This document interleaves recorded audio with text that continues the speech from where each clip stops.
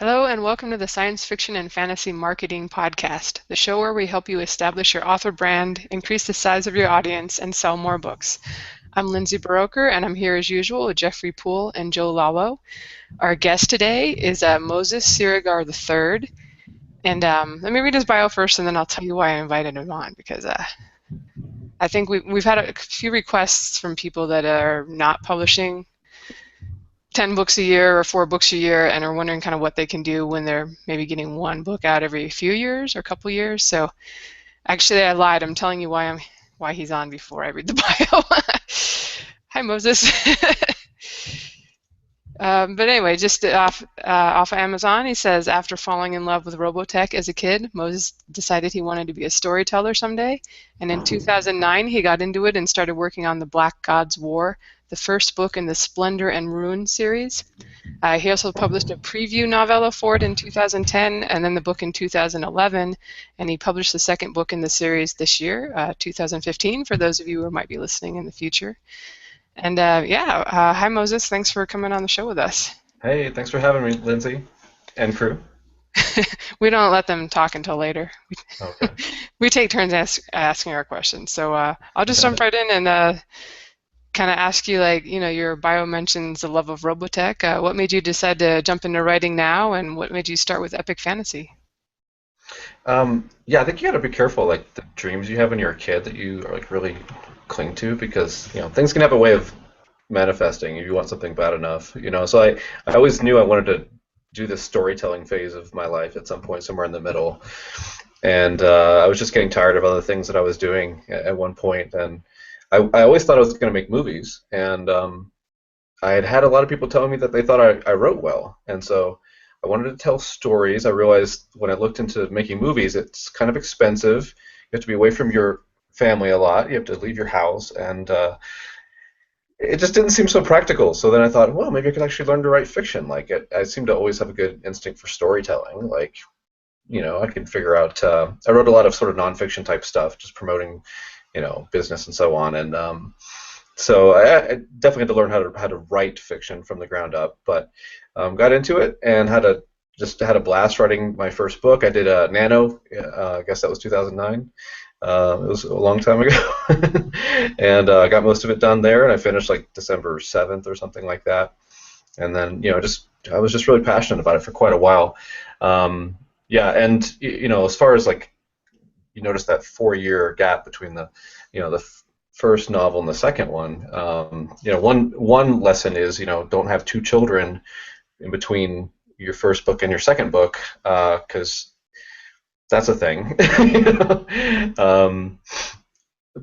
Yeah, these are epic fantasies. I got into them because honestly, I was like flipping coins, like science fiction or epic fantasy, science fiction, epic fantasy, space opera, epic fantasy. Obviously, Robotech is kind of it's more of a space opera type of deal. And at the time, I just honestly just kind of surveyed the market a little bit. It seemed like fantasy was a lot more viable as a financial thing at that time.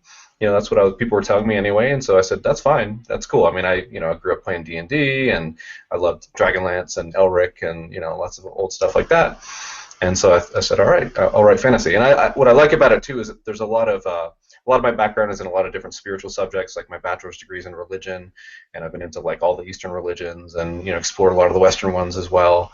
And fantasy really lets you do some cool stuff with spiritual themes. So my books kind of have a spiritual theme to them in a lot of ways, kind of underpinning it without being religious in that kind of way. So I just really wanted to tell great big stories. So epic fantasy let me do that. Let me put some cool, deeper stuff in the mix, and just let me play and have fun with that. I suppose I shouldn't tell you that I know some people that are just killing it with space opera right now. Oh yeah, yeah. Darn, yeah. No, I keep. I'd love it. I mean, I have to learn like everything about. I mean, obviously your technology doesn't have to be rock solid when you're writing space opera, but still, I'd have to learn a good bit of the science. But then again, I had to learn a lot about ancient warfare and where you can stab someone with a sword without killing them and things like that. So either way, you got to do your research, I guess. Yeah, well, I figure it'll come back around. I'm sure epic fantasies, you can do well too. I've just happened to have noticed like a couple really big series taking off with the space opera lately.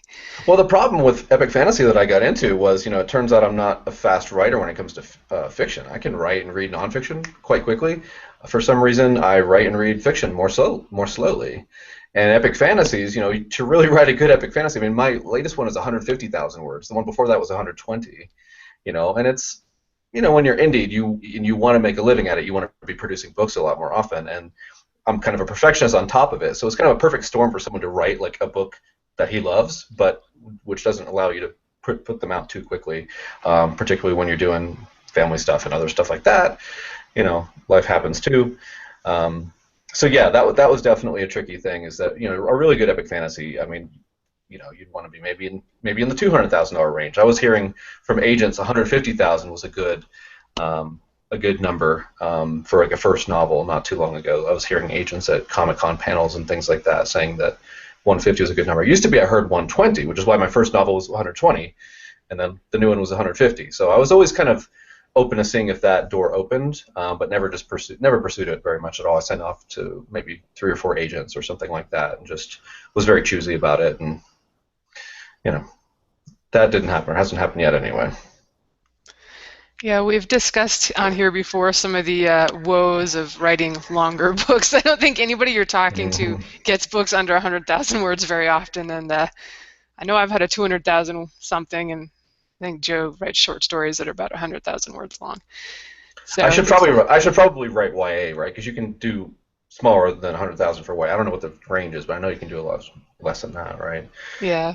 We've But had that's guests probably on that write shorter stuff, and I always think that's really smart because you can't really charge that much more for right. a big ebook than you can for a shorter ebook, but somehow the stories Hmm. just get big. So, could you tell us, it sounds like you were kind of considering traditional publishing. Was it just that opportunity didn't come your way, or were you kind of interested in self-publishing from the beginning? Initially, I was interested in traditional publishing early on, just because self-publishing wasn't really a thing. And then, Joe Conrad's blog, or I think it was about 2009, when he kind of saw the light, right, about ebooks. And I mean, if you go back to some of his early posts about ebooks and kind of where he's opening his mind, you'll see me talking to him in the comments and saying like, well, I know you're saying it's not a smart thing to do, but given all these arguments you just made, isn't that really a smart thing to do? So like I was having those conversations with him and some of those people who were hanging out back then. And then I was just looking at him and some other people like that, and I realized that just seemed like the smart thing to me at the time. Um, I'm kind of out of the loop as far as literally like where the market is and what you should be doing right now.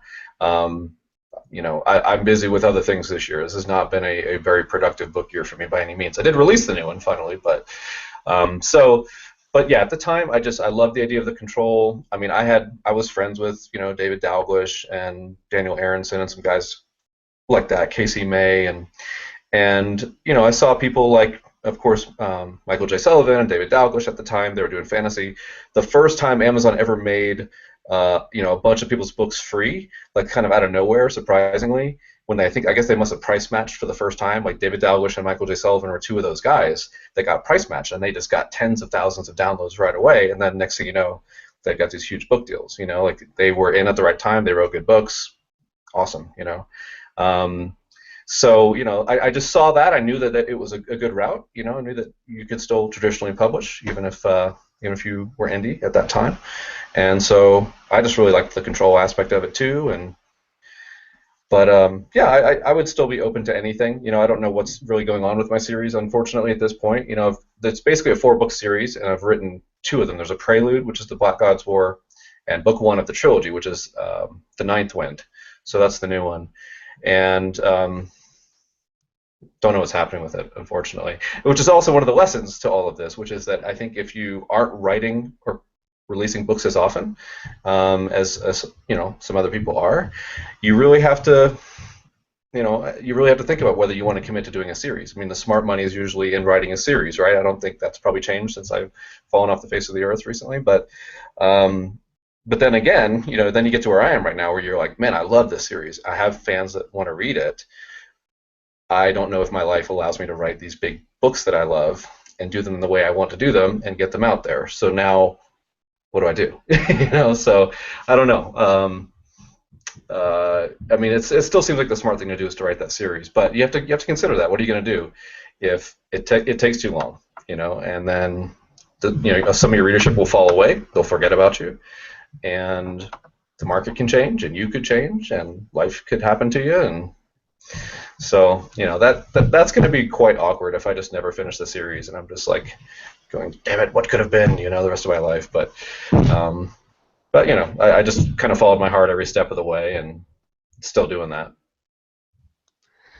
All right, yeah, it's one of those things where I actually have people ask me like, should I self-publish or should I try to get an agent? And if something with one lady, it would taken her about 7 years to kind of get the first book where she really wanted it and she wanted to submit it. And I thought, yeah, I'd probably try to get an agent, Hmm. just because if it seems like with self-publishing right now, things do move so quickly that if you really want to get the sales, you got to be publishing pretty often, have those series going. And I don't know, do you think now, like if you were going to do a third book, would you stick with self-publishing, or do you think you might try saying, hey, I have good reviews on the first ones? What do you guys think? Hmm. That's a good question. I don't know. I would still be open to going either way with that. It's hard because I think I had planned to get that second book out in a year, and it took four, and a lot of things happened that I kind of felt like they were kind of beyond my control in some respects. Things that were not really the way I had it drawn up. Um, and so that's hard too. When you're like, oh, I thought this was going to be out in 1 year. Oh, I thought it was going to be out in 2 years. Oh, I was sure it was going to be out the third year. Oh, here's the book. So I don't know. That can happen to you too. But I don't know. I was actually just reading on your website today. There's this new, what is it called? Amazon is Kindle Scout or something like that. I have to look at what that's all about. Yeah, we had a guest on last week who was a winner in that, and you submit an unpublished novel to it, and if Okay. you kind of have to like pimp it, get social media, try to get people there to upvote it or something. Okay.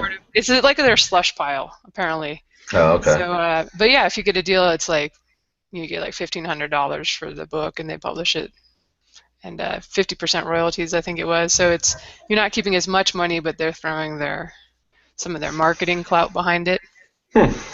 It sounds like there are worse things that could happen to you than that one, For sure. right? All right, I'm going to ask you some questions later about some of the marketing you've done, but I know the guys had Okay. some questions for you too about writing and stuff.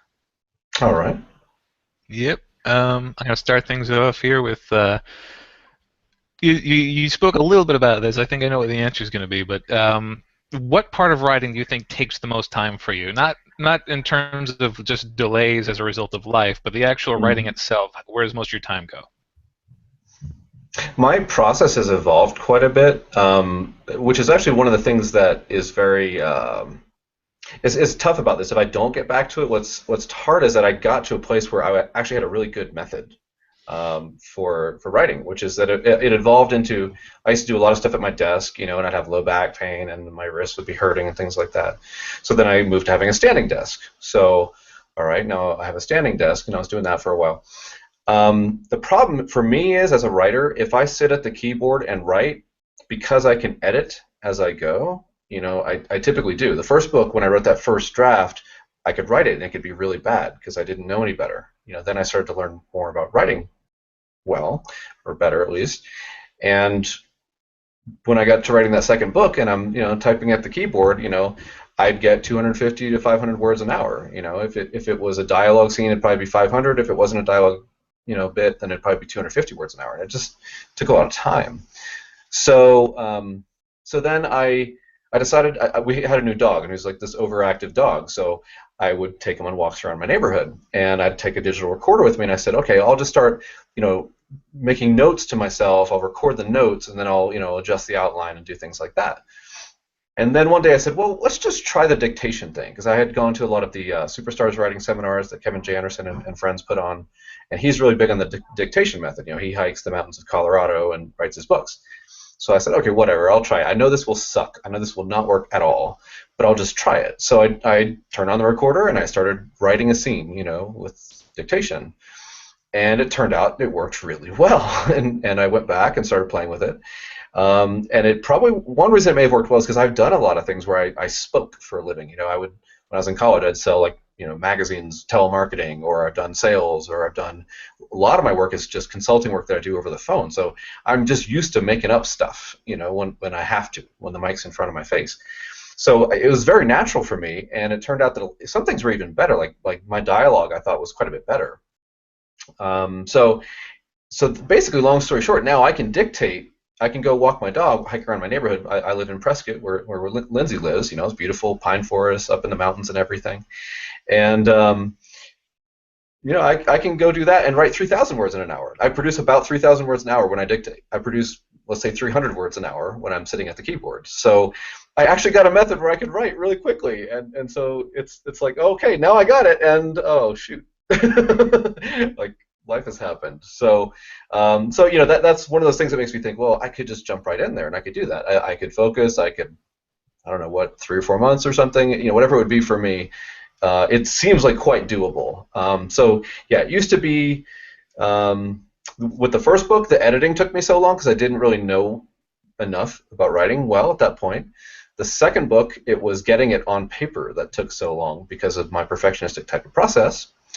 And now I think I've kind of got it figured out, and I don't know what's going to happen next, which is strange. So maybe at this point, I imagine if I wrote another one, I would just imagine it would be, other than, like you said, other than life delays, it probably would just be revision. Like I would probably get it done, and I would just kind of get into my revision. I love revision. That's like, so a lot of writers just like want to get it done, boom, send it out.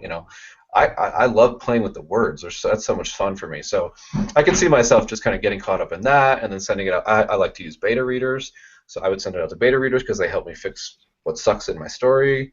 But then that takes a while for them to get back to you, and then you got to do more revision. So that's probably what would slow me down at this point. Yeah, earlier you said you shooting for 150,000 words and being a perfectionist. It sounds like it's a perfect storm for iterating and iterating. Yeah, and it's like, on the one hand, like personally, I'll say even spiritually, it's great. Like I love the book that I created. I'm proud of that. The process was amazing. Like what I've produced is amazing. Like for me, I'll feel good about that book for a long time. If someone reads it down the road, I'll smile. So on the one hand, there's this satisfaction element that is kind of priceless, and that I'm definitely a happier person because I've written these novels. I just feel like I got something out of me. And so I think, some people out there should maybe think of it that way too. It's like, maybe I won't sell a bazillion books and make $1 bazillion and all this kind of stuff. But that journey of, writing the best damn book you can write and loving that process is its own reward, and it's a heck of a reward for me. So I think that was kind of what happened to me, is that as I went along, I was in at the right time. I was early, with a lot of people who were early, and if I had just kind of jammed and written, series, I probably could have been doing quite well with it at this point. But it turns out, as the further I went along, the more I realized it was really something that I just loved the process. I loved writing the best book I could, writing what I loved, and I didn't quite have that, that instinct to just produce for its own sake. And I would have loved to have had it. I just didn't. And I like the way that I did it too. So. When you do the dictation, would the plan be to run it through software, or would you be transcribing it yourself? Initially, I tried transcribing myself, but my wrists were hurting. I already had enough issues with my wrists from just being at computers and typing so much. So then I just found a service. I think it was idictate.com. A friend of mine turned me on to. And it's really not too expensive. What was really expensive was the one time I did like an interview where there was multiple speakers. So like maybe I interviewed someone interviewed me or something. That cost way more because of how they priced it for some reason. But when it's just me talking into my recorder, walking around the neighborhood, that was not very expensive. I mean, all things considered. From a productivity standpoint, if you're producing books and selling them, that didn't seem like a huge expense. And just the time it would take me to type it, the wear and tear on my body, it just wasn't worth it. And I never did want to try to train the software because I don't know, I used that software a long time ago. Didn't work so well, and of course I write fantasy, so there's a lot of weird words. And I just wasn't sure I could really train it. I just thought it might end up taking more time going in there and fixing all the words that messed up, and then So yeah, I didn't want to try that, and it really wasn't so bad. It really wasn't so bad at all. And I would absolutely recommend, of course, trying dictation for anyone that hasn't tried it, just as an experiment. Just go out, write a scene, put it out there. If you're someone that tends to talk, and maybe you just have a way of just spewing stuff and it comes out okay, then you might be really surprised. So yeah, that's the only thing that even makes me think I really have any shot of being able to do this. It's like if I got into it and just was dictating, and just kept sharpening my abilities as a writer, then I could presumably write a lot quicker. Yeah, well, yeah, we've had, as I said, we've had some people who swear by it, so it's definitely a valid method. Mhm. Another question I got here is a lot of authors like to write in relative isolation. They sort of limit the amount of input they have, not just from other writers, but from reading, because they're afraid it might contaminate their voice or their vision or change the ideas they initially had. What do you feel? What do you think influence from others? You think it's something to avoid or something you should seek out?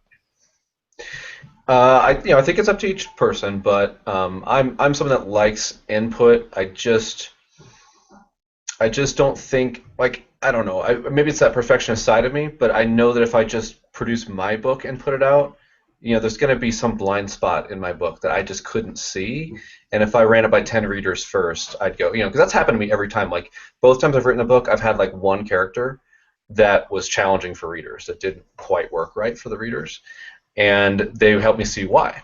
The first book was Narayani, the second book was Sky, and they both came out quite a bit different after the revisions because of the input. And some people still have challenges with those characters, but it would definitely have been worse if I hadn't had that feedback. So, um, yeah, I guess it's just fear of having like bad Amazon reviews or something. But I wanted it to be a good book. I mean, there's someone like Pat Rothfuss who is like the type of writer who gets like tons and tons of beta readers on his stuff. So I'm a little more like him in the sense like, I guess I'm kind of writing sort of at his pace too. He writes faster than me, which is sad. But but yeah, but he's one of those guys who gets a lot of feedback, and because he doesn't want to produce a piece of crap either. And I think it's up to you. I mean, I really respect writers who just say, this is my book, I'm doing it, boom, it's out, I'm writing the next one. That's great. That probably makes more sense financially. And a lot of people will have, one or two trusted readers or something like that, and that's good too. But yeah, I like it. I think it's part of the process of growing. I like the craft. I just like improving at the craft. And if I can hear criticism, in my inbox before the book is out there versus on a review that like the rest of eternity will be reading if anyone gives a crap about me, right? Yeah, absolutely. I don't know. I just I'd rather try to fix as much as I can before it comes out. I think it's a good policy. I definitely use beta readers too, and it's funny. I started talking very candidly about beta readers and like my social network and stuff, and then very quickly got people asking how they can become one, and I was sort of spoiled for choice for a little while there. Yeah, and your beta readers can be some of your early reviewers too. Oh yeah. I mean, and I know that's huge. Like getting those early reviews is really huge. Yep. I got one more question before I hand you off to Jeff. Mm-hmm. You mentioned that this is plotted out as a 4-book series, right? Mm-hmm. Um, Yeah. It was initially I wrote a prelude, which was actually I wrote it as a standalone. This is one of the standalones with series potential, and then the next book is like book one of a trilogy. So like it's like a number of years after the first book, and I did plot that out as a trilogy. I spent a whole summer plotting out the entire trilogy. I've got all those notes still, So yeah. all right. So if you say you plotted it out as a trilogy. Do you try to make each individual book in the trilogy so far? I would want to say, did you try to make it fulfilling in itself, or does it sort of basically hit a cliffhanger and demand a follow-up? So I'm looking right now to see if this is in my first book in the physical copy. I've got a physical copy of it right here. But I put a little note at the beginning of my first book, and it said something like, I believe that, readers deserve a satisfying ending from a book or something like that. And so I basically, I committed to that when I wrote my first book. It's like, I'm committing right here. That's what I believe. You write a book. You deserve a satisfying ending from that book. And of course, it became more challenging when I wasn't writing a standalone, when I was writing a trilogy that was definitely connected as a trilogy. but yeah, that became something I very much wanted to do. And so this new book, I focused on new characters who were just barely mentioned in the first book. And they became kind of the stars of the new book, while a lot of the old characters, they come in, they return, they get weaved back into the big plot line. But I wanted to kind of create, this was like their arc, this was their story, and they tie the world back together. So that's something I very much wanted to do, and I think the feedback I've had has been fine on that point. Like that, this book really sets you up to want to know what's happening next, but you really get a full story with these characters too. So I feel good about that. I think that was a good thing to do. All right, so well, that answers my questions for now. I'm going to hand you off to Jeff for some more writing questions. Thanks. Alrighty. So I can totally relate to releasing one title a year, because I did that for my first 3 years, and it just blew me away how certain people, Lindsay, can write a book like once a month or so. So I'm wondering, have you ever felt rushed to get another title release? Are you just figuring, you know what, when I get to it, I'll get to it? Because I started getting fans going, oh, this is great, I loved it, when's the next one out? I'm like, dude, I just released it a month ago. You've got a while to go, man. Yeah, I mean, I felt some of that. I've tried to rush myself, but that doesn't seem to work so well. So I felt some of that pressure, definitely internally. Just the hardest thing was just writing them, taking my time with it, knowing that it was the best thing I could do for that book, but knowing that it was taking too long at the same time, and knowing that, that the longer you wait, the more of your audience you're going to lose. But I just chose to stay true to, I'm just going to write the best book I can because my name is on it, and maybe I'll have grandkids who will read it someday or something, and like if nothing else. So I just kind of went with that, and knowing that that wasn't necessarily the most practical choice, but that's what worked for me.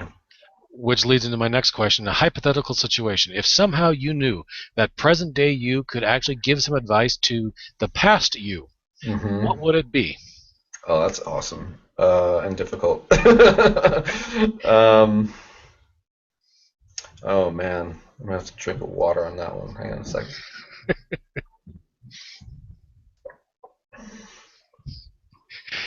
Okay, we're gonna see you all. Deep breath. Here we go. Yeah. Well, I don't know, because it's tough to answer that, because would you tell yourself you were going to fail at something that you loved? Like would you tell yourself, oh, that book you think you're going to write in a year that you think will lead to this new career? Well, who knows? It could still do that, but as time goes by, it starts looking less and less like that. Would you tell yourself, no, don't spend the time, the energy, the money, get a real job, that kind of stuff. I mean, I've worked part-time, throughout this process. But yeah, you can always tell yourself too, like, okay, dude, grow some thick skin. You're gonna need it, but keep at it. Yeah, I mean, I did, but I knew, I was like, I'm taking some time out of my work, I'm eating into some of my savings, and I'm pursuing a dream, and if it doesn't work out, I'll keep going, that, and I knew that. I said, if it doesn't work out, whatever, I'll move on to the next thing. So it's really hard, because, yeah, on the one hand, I could say, hey, it's so hard to regret something that was so beautiful and yet difficult, and yet you could look at it, if you're very rational and just strictly objective about it, like, well, that's wasn't a productive use of your time, blah blah blah. But I don't know, you have to follow your heart every step of the way. At least I do. You got to listen to your intuition every step of the way, and I did. Like, even and I did. And normally my intuition guides me really well, and even when it leads me into the dead ends here and there, it seems like there was still something there that I trust in.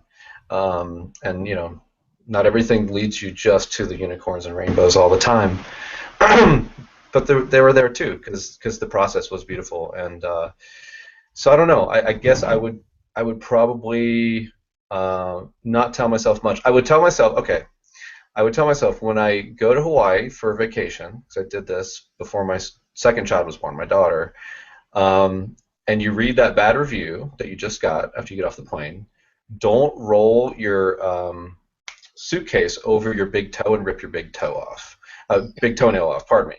Because I ripped my big toenail off, and that sucker's still healing. That I would prefer to avoid. So that would be the one thing, I think, if I could say one thing. Watch your toenails. Good sage advice. There you go. Mhm. Okay, next question for my last question in this category for you. Have you found it difficult to retain readers or followers of your books with an extended amount of time between titles? I mean, what would you suggest for tips for other authors to do in similar situations when it comes to maintaining your fans and making sure you don't lose your fans? Yeah, I had people on my blog sign up with their emails for like blog notifications and so on. So that was the one place where I did get emails. And I did good with maintaining a Facebook presence at least and a Twitter presence, I guess. Um, but everyone is collecting their email lists, and I had some emails for my blog. I had a decent like number for my blog, but I just wasn't very. I knew it was dumb at the time. I still just didn't do it. I just still didn't keep that email list or build it up. I guess part of me, sort of silly me, assumed, well, I'm going to be writing this next book pretty soon anyway, and then there'll be another one. And if they're at all interested, they're going to see it in the also bots on Amazon. And the people who are really following me are still really going to be following me. I never thought things would take as long as they ended up taking, And the third kid was another kind of like, mind fart, right? And they came in, and there's another big delay, and there's other things going on. So, yeah, I guess I assumed things were going to be happening a certain way, and that it was going to work a certain way, and it didn't. So I should have been smarter about collecting emails, and other than that, I don't know. You just try to find the way you can kind of collect your people and keep them together. But it is just a fact that if you're not writing books that often, you're just going to lose a huge ton of your audience, and so that's where I wonder, like, gosh, do you just reinvent yourself every 2 or 3 or 4 years if you're going to do it that way?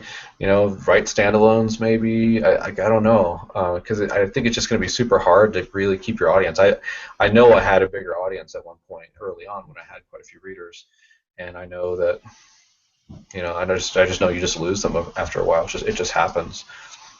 Yeah, everyone says the answer the same thing. Is like, I wish I would have started my mailing list a long time ago because it could be a hell of a lot bigger than it is right now. Right. Myself included. Right. But all right, that's it for my questions on that. Let me hand you over to Lindsay so she can start asking you some marketing questions. Cool. Yeah, I think you probably do have to kind of reinvent yourself every time you release a new book. You just kind of start over with the marketing on book one, and that's the kind of cool thing about books, though. It's like it's your intellectual property that you've created for the rest of your life. So maybe you retire one day and be like, now's the time. I'm going to get serious about this. And yeah, I would probably be doing it right now if like I'm actually in massage school right now, as Lindsay knows, but I love what I'm doing right now, and if I wasn't enjoying it so much, I would probably be absolutely writing the next book right now, or planning on writing it next year. But as it is, like I'm really happy doing body work, and I'm learning shiatsu, which has been really cool, and so I've just kind of found a new passion right now, and so I tend to be kind of one thing at a time kind of person. That's what makes it hard for me to think, well, what's going to happen with the books, because I'm into this new thing. I still want to finish the books. I love that story. I love those characters. And I know that if I could complete the series, then I could do a lot of things to market it. I still had never made, the new first book has never been free anywhere.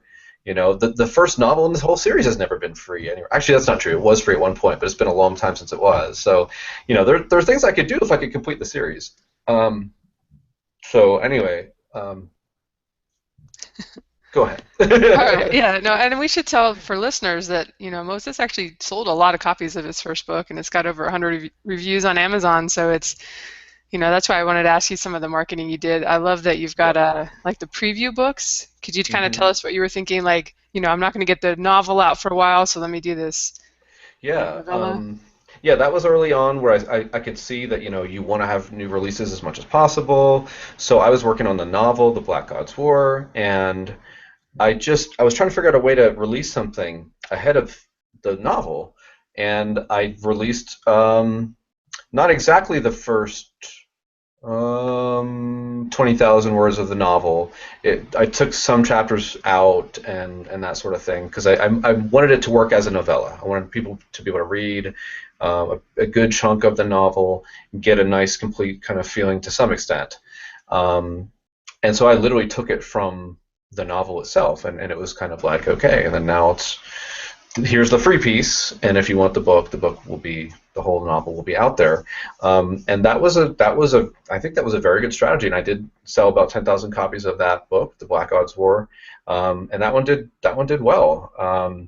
I was off to a perfectly good start with that. So I thought that worked well. I thought I chose a section of the book that was significant enough. It was lengthy enough.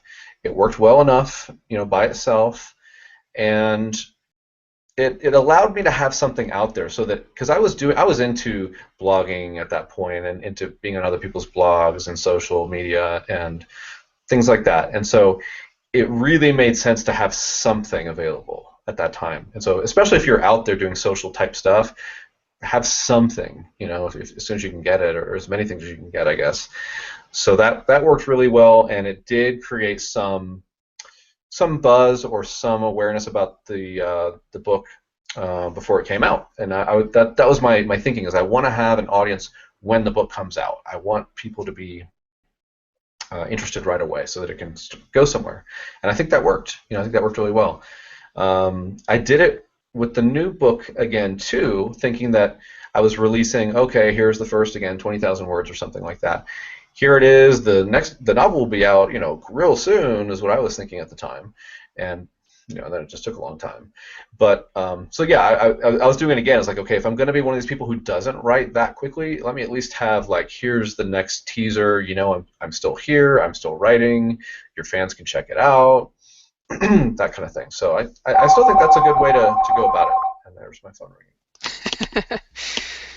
All right. Well, yeah, I've talked about on a couple shows ago that you could do a serial too if like you've got 150,000 words and you don't want to make just one novel. I did this with the pen name, splitting it up into 6 sections, and then you can make the first one free. And is that something you would ever consider going ahead in the future? It seems like if you're taking a little longer to get the 150,000 words, and maybe that would be a way you could have more releases and more to play with. Yeah, that's something I consider quite a bit, and I would have to look into it again and see what people's experience was with that. I think it's a cool idea. My thing was always like my books, they tend to be like the last third of them tends to be like really good, compared to maybe the rest of it. Like I tend to have like strong like opening chapters. The middle's pretty good, I guess, but not as good as the end. And so I knew it was hard for me because, like, if you write that way, then, well, what if they get to 4 out of 6 and then they're like, yeah, I don't know, right? But like, at least if I put it all together, then chances are that they're going to finish it if they get that far. So that's one of the reasons I didn't do it, is that my books were so much a whole thing, where I set up a lot of chess pieces throughout, the first maybe 2/3 of the novel even, and then it just things really, really, really start coming together. So that's why I think I haven't done that. But maybe if someone else doesn't have that, right? Maybe they just, there's just a lot of payoff throughout the novel constantly, boom, boom, boom, and it's fun, and it's what one episode leads to the next, and that kind of thing. And that probably makes more sense. But my epic fantasies just felt like they were these complete things, and you needed the whole thing in your hands. You didn't want to stop. You wanted to get it. It wasn't going to work unless you got all of it. So just another one of those things I ran into that, like, I was like, oh God, I wish that would work for me, and it doesn't. Oh shoot. Yeah, epic fantasy can be tough. You got all these POV characters, and it can take a while to get going there.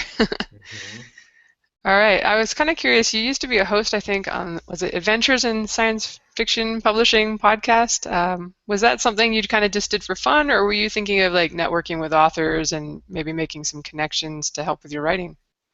I think the initial thought was, like, I was getting into writing, and I'm like, okay, how do I promote myself as a writer? So, well, I should try to do something. So, hey, podcasts. So, I mean, there was that initial kind of thought to it, but it turned out I really enjoyed it because I just got to participate in this great show. I got to interview a lot of the big names in science fiction and fantasy. I got to interview. We would always kind of keep up on the news together. I really liked the people I was doing it with, so it definitely turned into I don't know, a labor of love or something really fun. But the initial thought, I think, was, I should get myself out there somehow. I liked interviewing people. I thought that was a really good, like, kind of just modality, I guess, for me. Like, it's something I just did well. And so that was a good show because that's what they do. Like, Adventures in Sci-Fi Publishing was all about that. I've been like a guest co-host on the Roundtable podcast a bit too, and they have that similar focus. Like, they make someone the star. Like, we're going to interview, Cat Rambo, and it is all about Cat Rambo. And that's fun too. And then I was a co-host of Hide and Create, which was kind of like a writing excuses type show. But their kind of thing was, one traditionally published author, one media tie-in author, one editor, and one indie guy. And so David Dalglish was their indie guy. He dropped out. They got me to replace him, so I was the indie guy on their show for a while. And that was more like we were really talking about the craft and really, just it was a round table kind of thing where it was very different because I had to bring the content. Like I had to be an authority of sorts there. It was very different. Where like on Adventures in Sci-Fi Publishing, Sean Farrell would be like, just kind of let the people talk as much as possible. Like you're really trying to be almost invisible there. And then on Hide and Create, like I had to be the guy to some extent. So that was fun, like because they were completely opposite roles. But I loved podcasting, and I've just kind of been busy this year with other things. But if I get back into writing, then I'm sure podcasting is something I'll want to jump back into. Yeah, I'm kind of curious. I was actually going to ask you earlier the story of how you got David Farland to edit your books for you. I was wondering if that was kind of through the podcast or a convention or how that came about. Yeah, it was initially it was Superstars Writing Seminars, which is it started off being totally about traditional publishing, and I went to the first one with them. I want to say it was 2008 or 9, and they were telling people like ebooks. Psh, like at that point, their royalty statements. This is like Brandon Sanderson, Eric Flint, David Farland, Kevin J. Anderson. These guys, their traditional publishing royalty statements were showing them like peanuts from ebook sales. Now, I don't know if the publishers were just ripping them off at that point because there were a number of authors who seemed to think that there were some discrepancies. Chris Rush, had brought that up on her blog a while back, and then just year by year, they just slowly were getting more and more open to the indie thing. And every time they had a panel on indie publishing, I was the guy who was like jumping out in front and doing it. And I was selling books, and everyone else was looking at me kind of like, "What are you doing? That's evil. Satan." Or I don't know. It just seemed like it was just definitely not cool to do it in that circle. But I just jumped right into that because I could see the opportunity, and so they'd have me on the panels, and I was like the guy representing indie publishing. So like me and Eric Flint had some epic debates about it and stuff. It was fun. But so anyway, David was one of the people who was a presenter at Superstars Writing Seminars, and I just kind of hung out with him. I liked him. I ended up going to some of his workshops in St. George, Utah, where he lives, not too far from us. I've been to a couple of those up there, and just connected with him well just through the workshops. And then when I was looking for an editor, I said, well, I believe with editors, I think it's really cool to have different editors because you learn different things from different editors. Like David's really good, for example, with getting you to like immerse the reader in the senses more and immerse them in the world more. Like he's kind of like that voice, And another editor is going to be a voice of something else. Like they're all going to have their gifts. So I really like working with different editors. I'd work with a different editor every book just to kind of like absorb their power, and just bring it into myself and just have that, because you can do that. You can pay them for their service, improve your book, and then figure something out and learn a lot from it. So I really like editors as like mentors and teachers in a way that also make your book better. So David was just cool, and I liked him, and it was fun. It was great to work with him and get some good feedback from him, and definitely recommend him. I don't know if he's still doing that. I don't know how available he is for that, but people could reach out to him and see. All right, you have to go stalk him in Utah. Probably is the best choice. Yeah, or some other. He does a lot of conferences. And he's really busy with Writers of the Future now. But yeah, find out where he's hanging out, and he's an approachable guy. All right. My last question is just that a lot of us as authors are very introverted and not comfortable going up to people and even maybe going to conventions and seminars, that kind of thing. Do you have any recommendations for, I don't know, should you just go out there and do it? Or what are your thoughts on going out and trying to network and meet people? Yeah, that's a good question. I mean, I feel like what's great about writing is there's totally an opportunity for those who are introverted and just people can just write. I mean, if you can just write and produce words and do some smart marketing online, I know that used to work. I mean, I've seen that work with so many people. I assume it still does. I think you kind of have to follow your temperament. I mean, I like being involved in communities to some extent. So, I would go down to Phoenix Comic Con and film, take video. I have a YouTube channel, Sci-Fi Fantasy Books, youtube.com/sci-fi fantasy books, and there's panels that I've recorded, there's interviews that I've done with people, and so I just kind of I'm kind of introverted in a lot of ways, but I'm also extroverted in a lot of ways, so I do like getting out there to some extent. And as far as just advice with doing that kind of thing, I mean, I'm trying to think if I were even more introverted, and I was going to events like that. Yeah, I don't know. I mean, I think there's nothing wrong with just listening. I mean, if you just if you're in a conversation, you're hanging out with a group of people, you're mostly doing a lot of listening. I mean, it's socially, like I've seen research that says that like when you're in a conversation of some type, people will tend to have the best perception of you if you are like speaking about equally with others. If you talk too much, it kind of people don't consider you as well. If you don't talk as much, that actually does have some effect too. But at the same time, a lot of people like to talk. So if you're a good listener, I think that works really well too. So yeah, I would just kind of put yourself out there and just if you don't have things to say, then just feel free to listen and just smile and relax and have fun as much as you can. All right, as the total introvert here, now you've got me. The next time I'm somewhere where I'm supposed to be making an impression, I'm like, dang, there's 6 people here. Have I talked for like 18% of the time? Right, Do I need exactly. to talk more? It's a decent rule of thumb to follow, I'm just so glad for the internet, and I can just write and publish my books. I can't even tell you. All right, let me pass you over to the guys for some questions. All right. All right. So you're talking a lot about how you've gone to conventions and you did a lot of roundtable type stuff. You've spoken to a lot of authors, as have we on this podcast. Yep. Have you noticed at all that like some of the same lessons keep coming up and the same problems that are shared by a lot of people? There's definitely that kind of perennial wisdom of just write the next book. The best marketing is the next book. Don't overdo it too much on all of your drafts. Revise. I mean, there's a bit of a debate about how much revision you should do, definitely. But a lot of people are just going to tell you, don't beat it to death. Put it out there. Keep moving.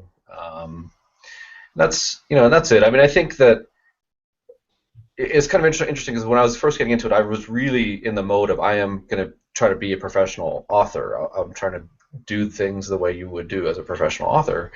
But as time went along and I wasn't producing as much as I thought I was going to be producing, then it really became apparent of seeing the work ethic, the focus, the just kind of the mental strength that these people had to just say, I'm just going to keep writing. I'm just going to keep writing because that's how I pay the bills, or that's how I want to pay the bills.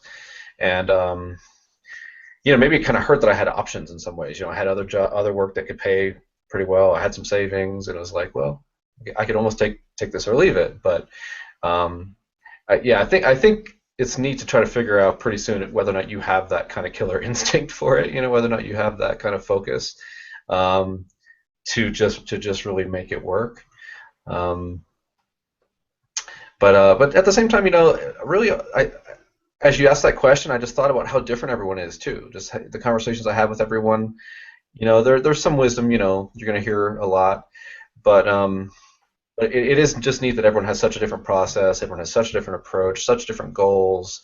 So I think that's why author interviews are really cool, because people are so different, and you can have different motivations and different approaches, and there's just a lot of different ways that people approach it. So I liked kind of doing these kind of like soulful type interviews with people for Adventures in Sci-Fi Publishing, because I really try to get into what's really going on in their head, like why are they doing this, and what inspired them, and just it's more than that. But yeah, it's cool. Everyone really does have a neat story to tell about that. Yeah, it's funny how like every now and then this will happen. This happens a lot when I don't visit conventions in an official capacity very much, but I go there to learn, and I'll occasionally get into a conversation with someone, and I'll get to the point where it's like, oh, so I have this problem. How did you overcome that problem? I didn't overcome that problem. I still have it. I just sort of work through it. And it's the answer you absolutely don't want to hear. You're kind of like, you're supposed to solve it for me. Right, It, right. it's funny how that Yeah, sort of thing happens. yeah, and that was always kind of the humbling thing. Was like, there's a certain amount of good advice you can get, but in the end, they used to say butt in chair, right? For me, it's like, I don't know, walk the dog or whatever, but it's just a lot of that. Yeah. All right, so we're going to talk about book releases for a second. You released a book this year that after a bit of a lag. Yeah, and what sucks is that like I have done the absolute crap job of promoting this book, and I think I'm actually kind of an interesting case in the sense that first book promoted pretty well. I was definitely out there doing a lot of creative things. Um, at that time, selling 10,000 copies of a standalone epic fantasy was pretty good. That was very good at the time. And and but that was me working at it and really doing my best to do it. New book, put it out. I have not had time. I have not had energy. For whatever reason, I haven't had the motivation this year to push it, to promote it. So it's been like I've mentioned it on Facebook. you know, um, People who follow me know that it's out. I made one post on Reddit about it. Um, that kind of thing. So, and I don't even want to know how many books I've sold of this one. I mean, it's some, but it's not much. Um, and it's just interesting that you could have the same person writing books. The new book's probably better than the other one. I don't know. Toss up there maybe, but let's say they're about the same person, same world. Actually, kind of the next book in a series, but still book one of a trilogy, and you can get drastically different results by not really giving a crap. Not really doing what you should be doing to promote it. And I think about that. Like next year, if I really wanted to get into promoting it, I could run all kinds of little specials and try to get more reviews and talk to more people and show up in more places. And I just think that there is definitely like when you have the energy and motivation and passion and some confidence and whatever, you can sell books. Like you can make things happen. You just stay creative. But if you don't put that out, if you don't have that, you build it and they won't come. Like I mean, some people have come, but not a lot of people. Nothing like my first book. So yeah, so the new book is out there. I think I love the book. I really think it's a huge, awesome, cool book. But I just haven't had the time and energy and inclination this year to promote it because I'm doing other things and just I'm in school and whatever. So maybe next year I'll get motivated to put it out there and see what happens with it. Um, but yeah, in the meantime, if Yeah, anyone out there does want to read a good epic fantasy, please. absolutely. It will be in the show notes. It's funny because you can serve as sort of your own point counterpoint. Like Mhm. you can be your own both sides of the coin. But it's also an interesting thing because my next question is sort of into pushing your back catalog. Um, you can, like as you say, if you were to decide next year that you're really going to dig into this, you can sort of push your entire catalog as though it was just released because it will be new to the Right. people who are reading it. A release to people who haven't heard of it is always new. So do you think you can sort of like this will be sort of a question to ask you in 2 or 3 years if you decide to come back to Right. it. But do you think you can sort of spark a series as though it was new once the time comes? Like well, even better. Do you think having a strong back catalog is going to be an asset for you later on if you decide that you're going to move forward with this? I would definitely think so, just because if nothing else, you've just got more product, you can make more money from it. You would have a series at that point, it'd be a trilogy. I part of me even thinks just like, okay, write the next one, maybe do a little promotion, write the third one, and then go to town, obviously, on the promotion at that point when it is a full series. Because, of course, a lot of people won't read it until the series is done, and so on. So, yeah, I do think it's cool that it's there. I haven't, and even with the new one, I've never made it free. I haven't done anything to like sell a bunch of cheap copies of it. So whatever market there is for it, they haven't spent the money on it yet, unless it's just pirated or something, which that's another one of the reasons I was kind of like, how much do I really want to put my energy to this when that's just more and more of a thing all the time? But yeah, I do think that is a cool thing about being indie too. Like I could kind of be like, hey, I released a book this year and no one really knows, and it could still be okay. Because you could do things with it later, and I've seen books do that. I've seen books that languished and then they took off later, and you can do so many more marketing tricks with the pricing and all that good stuff. So yeah, I'm glad it's there. I'm glad there's an opportunity, and I'm still just going with the flow. So I That's don't one know of what the other happens things. next.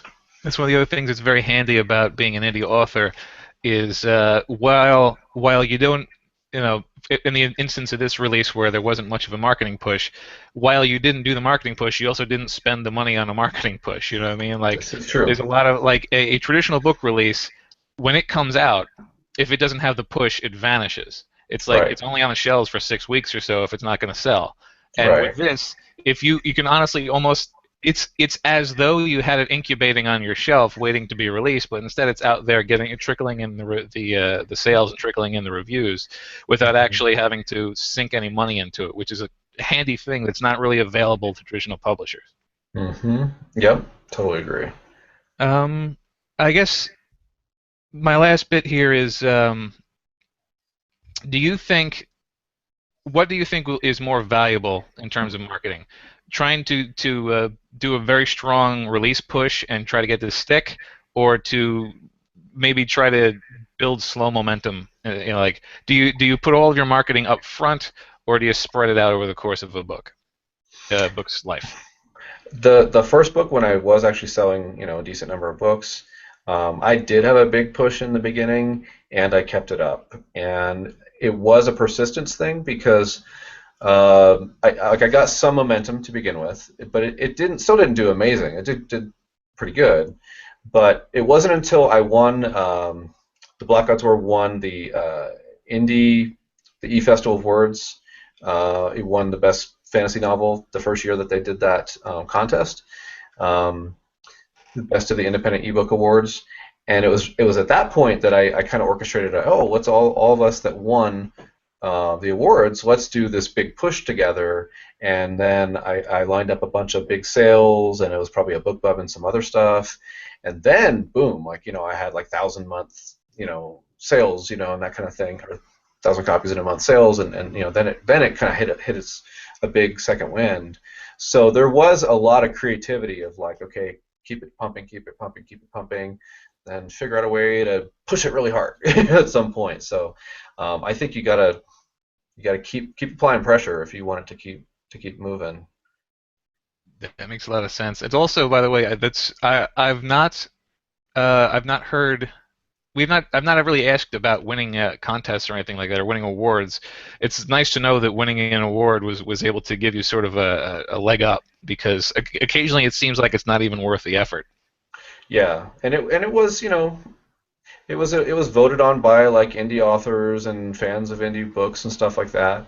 And so, but it wouldn't have meant much if I hadn't turned it into a thing. I think Hugh Howey won like that year too, and I think he was involved in it also, when we kind of put something together on that. So yeah, like it was just, it gave me a way to network with some people and do a group promotion type of thing. So yeah, I think they're probably not terribly useful unless you can figure something creative out to do with it. All right, good to know. That concludes my questions. Now I'll hand you off for some last bits from Jeff. Thank you. Alrighty, so I've heard you mention Facebook a few times, so I got to ask you: social media, are you for or against? I was very big on Facebook, and part of it was like I enjoyed it. Like I like being on Facebook. There's actually an episode we did for Hide and Create on Facebook for authors. So if people are curious about my take on Facebook, because when I was really doing it, I was doing very well with it. Like I was having a lot of audience on Facebook. And my thought in terms of like the what's in it for me kind of angle, I suppose, was when I have a new book come out, I hope I can get a lot of reviews. If I can get people interested in reading it, then this sort of social networking could be worth it. I guess it's hard to say. I'm tempted to say it wasn't worth it, but the reason I can't really say that with conviction is because I was running out of steam for my own self-promotion around the time the book was coming out. And actually I had a street team. We had a private group on Facebook with about 60, 70 people that were reasonably enthusiastic about me and my stuff. And I thought that was going to be like my kind of, hopefully my ace up my sleeve, that like I'd have a team of people that were willing to help with things online. So actually, it's kind of sad because I kind of got myself right up to that point where it could have been really worth it, and then I was kind of like losing energy for it at that point. Earlier this year, I was teaching at my son's school, so I was teaching fourth grade at this like Waldorf school, And I thought I was going to be teaching at his school this year. I was like, well, I'm kind of letting the book thing go a little bit because I'm going to be teaching at his school, which I did for 4 months. And then at the end of it, I was like, actually, I don't want that job. It pays like $17,000, and you have absolutely no life, and it's incredibly stressful, and the parents are a real pain in the ass. The kids are great, but the parents are always a pain in the ass. So, and I was like, oh wow, okay. So then I kind of screwed the launch of my book because I was like, well, I guess I'm going into teaching, so I won't push my book that hard. And then I got to the point where I wasn't teaching and I didn't push the book, and so I was like, oh, okay, that wasn't good. And then I got another idea to do, and I'm in massage school, almost done with that, knock on wood, and really enjoying that. So, yeah, I like it. I think if it's fun for you, that's one thing. Like social media, if it's fun for you, I always loved it. I love making people laugh. I love sharing fun stuff. I love making friends online. Like that was just a good way for me to make friends. Like it just worked. So. I don't know.